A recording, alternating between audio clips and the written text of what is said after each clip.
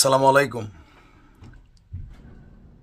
Bulldozer ঝড় আমরা দেখেছি, বাট আমি জানি না যে এইবারের ঝড়টা কোন আকারে আসতে যাচ্ছে। বিশেষ করে বাংলাদেশ আওয়ামী লীগের জন্য সবচেয়ে গুরুত্বপূর্ণ যে স্থানটা টুঙ্গিপাড়া, 32-এ বুলডোজার ঝড় আপনারা দেখেছেন। এর পরপরই আমরা দেখলাম যে ঝড়টা থেমে গেল, কিন্তু সর্বশেষ আয়নাঘর ইস্যুতে যখন গণমাধ্যমে নিউজ আসলো, তো এটা নিয়ে আওয়ামী লীগের অনেক নেতাকর্মী তারা ফেসবুকে হাহারিয়ে দিয়েছিল। তাদের বক্তব্য যে আয়নাগর বিষয়টা কাল্পনিক এবং ভালো স্ক্রিপ্ট হয় নাই, চেয়ার নিয়ে বক্তব্য ছিল। প্রায় 47% মানুষ আয়নাঘরকে বিশ্বাস করে নাই, এটা একটা জরিপ বলছে।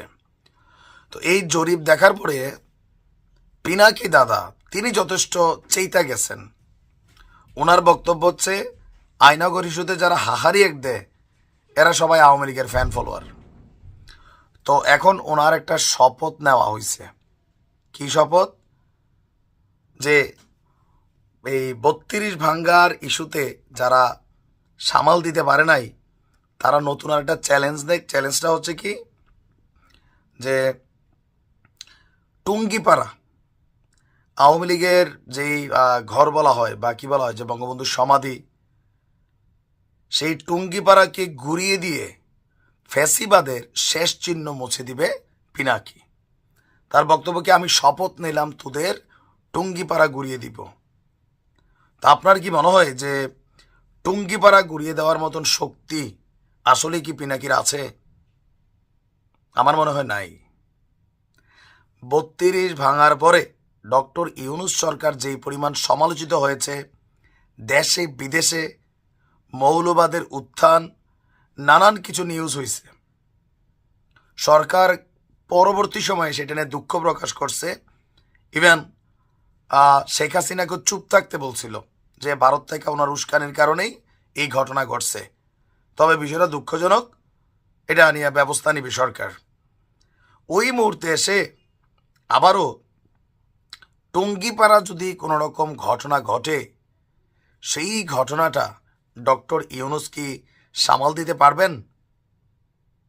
অথবা এখন যে পরিস্থিতি, এই পরিস্থিতিতে নতুন করে পিনাকি সবাইকে একত্রিত করে আবারও এই ঘটনাটা ঘটানোর মতন সক্ষমতা রাখেন?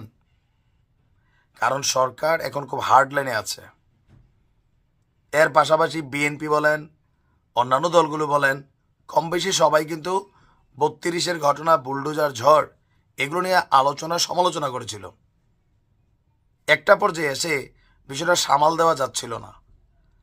এখন আবার নতুন করে টুঙ্গিপাড়া ঘুরিয়ে দেওয়ার বা যে ঝড়ের কথা তিনি বলছেন, আবার একদিকে মনে হয় 32 নিয়েও তিনি কয়েক মাস আগে একটা বক্তব্য দিয়েছিলেন, ঘটনা ঘটাই দিয়েছেন তলে তলে।